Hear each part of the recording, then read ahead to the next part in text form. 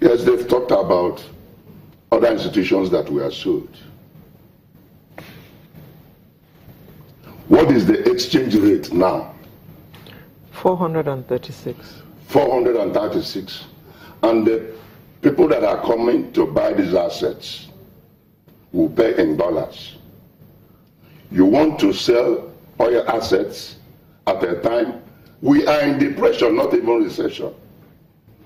If a husband and their wife can agree amongst themselves, take their 2-year-old daughter, give it to the man that sells rice for a bag of rice, we are in a bottomless pit. People that wants to buy these assets are the people that put us into this mess. I refer to them as economic sharks.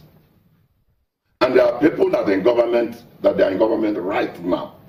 And they want to use fronts to buy off all these assets. But I have forgotten one thing. They can only be free when we all Nigerians are free. They can only be free when only truth, conscience, morals, and the fear of God can make them to change direction. When you say they can only be free when we all Nigerians are free, what do you mean? Of course. They are living on a borrowed time. They keep us telling Nigerians to keep patient. Nigerians have exhausted their patience. For God's sake, any day they try selling these oil assets, they will see all of us on the streets. Don't forget that you have the poor people in the military, you have the poor people in the police, you have the poor people in the paramilitaries. In all sectors of you can think of. So whoever slept, dreamt, contemplated, and came up with this idea is irrational. No wonder God said that regretted after creating man. He said that the heart of man is full of evil and wickedness. All other institutions that were sold, what were the resultant effects? They were given out for pittance by the people in power, people who are connected, and the workers were laid off. As I'm talking to you, about 70% of the workers that worked in those institutions are dead without receiving any compensation. For instance, the power holding. Some of the people that bought the discos never went beyond secondary school. They don't even know what is called generation,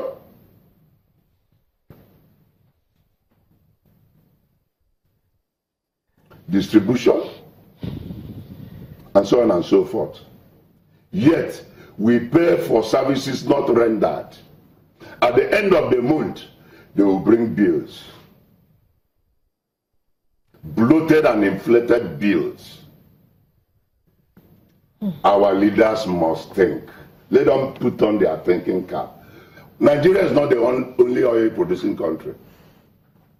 We have Saudi Arabia, we have Venezuela, we have Iran, we have Angola. What happened in Iran? When they experienced the most excruciating United Nations imposed sanctions, they gathered their best.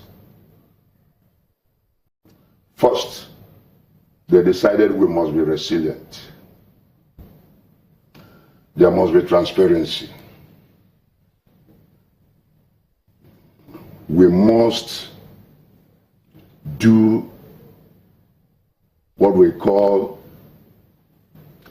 economic diversification.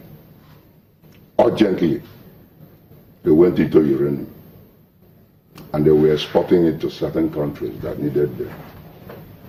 They got their power sector moving. The artisans started working.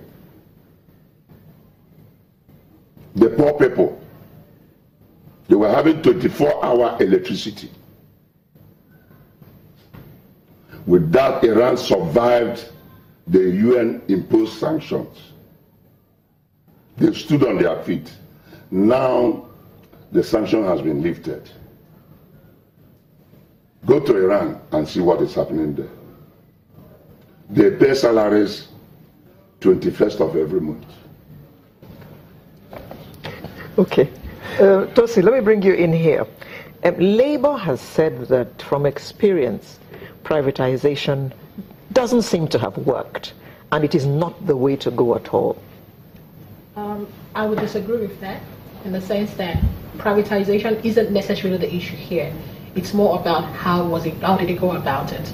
So are we getting the right people to participate? Are we getting the right partnership? Are we privatizing into the right bodies? Sorry to butt in here. Which privatization has taken place in Nigeria which has worked, which we can now use as example? As in Europe. Unfortunately, the ones that we have seen did not deliver the kind of results that we're looking for, but that does not mean that a privatization isn't actually a good way to go. I'm not for the sale of this asset. I'm against it because this is our cash cow. Basically, the oil asset is our cash cow. We've invested about $15 billion into it, and it has generated a revenue of over $90 billion. And also, if we were to look at it this way, within 8 years, this asset was supposed to give us a dividend of $12.75 billion, the same amount, which is just about $1 billion less than what they want to sell it for. Why will you sell an asset that is able to generate you the same income in 8 years? You get the dividend, you retain your asset. Why do you want to sell it off? So I'm definitely not for the sale of this asset. There are other things that we can sell if we really feel the need to sell. And it's not just about selling. Let's just take a little bit and go back. We're talking about we want to sell in order to help the recession. The Q2, that is the second quarter of this year, that actually landed us in this recession was the quarter that they actually spent the most. The government has spent $5.7 trillion in the space of 1 year, from June 2015 to June 2016. And in the second quarter of this year, they spent 1.8 trillion naira. And despite the fact that they spent that much, we still went into a recession. So it's not just about spending. What was it spent on? It's a kind of spend. It's a kind of spend. So now they've been trying to create jobs. There have been jobs in the labor sector. They've been trying to get activity in different sectors, but the goals need to be aligned. And we also need to respect the lag of time. When you do something and when you expect the results, the lag is the critical process. If not, we can spend on something that only yields us a result in 5 years, whereas we could have prioritized that spend in another sector. Okay, so we've been saying we need to spend our way out of recession, Mr. Nachita. Now she says the government has spent a lot within this period, yet we're in recession. How does that work? Well, the priorities don't seem to be totally aligned. We needed to spend where the multiplier effect will be obvious. We need to spend, for instance, I keep giving the Anambra example. What we have decided to Anambra is that we will spend 3 billion naira in the next 4 or 5 months amongst the small and medium scale businesses. We will provide funding at 9%. We don't have all the money, but this is a priority. We realize that this is the bulk of our labor force. And if you energize them, it means there will be productivity, it means there will be disposable income, it means that the Anambra GDP will not collapse. In fact, it will be sustained, and very carefully, we believe it can move forward. We are spending in agriculture as well. So when I hear 1.3 trillion, I look at the numbers.